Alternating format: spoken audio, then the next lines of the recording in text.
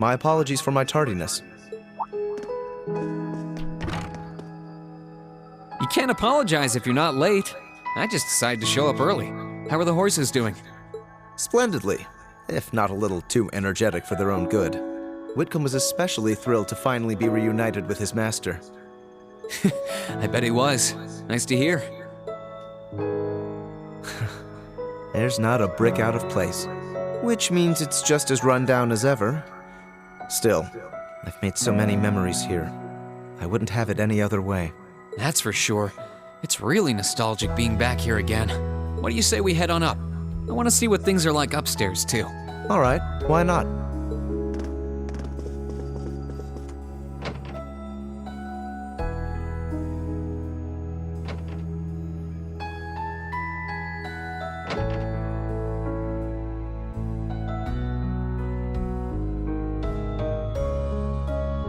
Crow's foolishness continues to baffle me.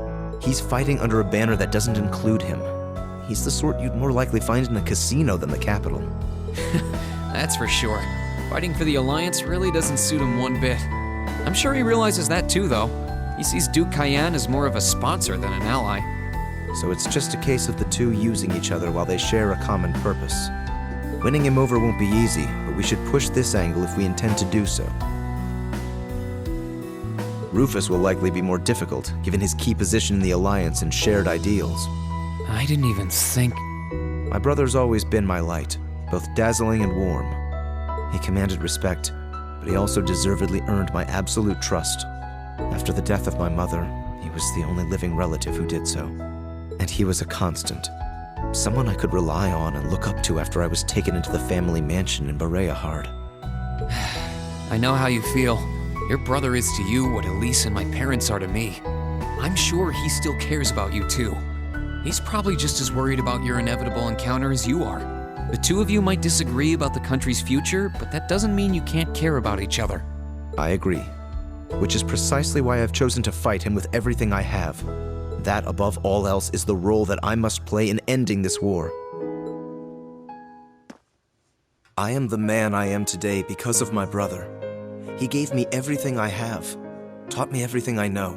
He was the one who taught me how to behave as a noble should, taught me to raise horses, trained me as a swordsman.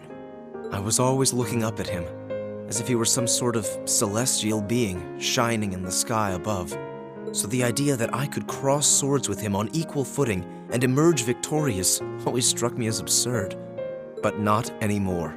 For all their riches, power, and influence, even the greatest noble is human, and they can fall like anyone else. My father always treated me with scorn. I was forever doomed to be the bastard child. But I always tried to act a noble. I suppose I did so out of some sense of duty towards my late mother. But as I spent more time with you, Regnitz, and our other classmates, my very perception of nobility changed. I found myself wanting to discover what it truly means to be proud of one's nobility. True pride. I can, and I will, surpass my brother. Not in order to justify the title given to me at birth, but in order to demonstrate the pride I have in myself as myself.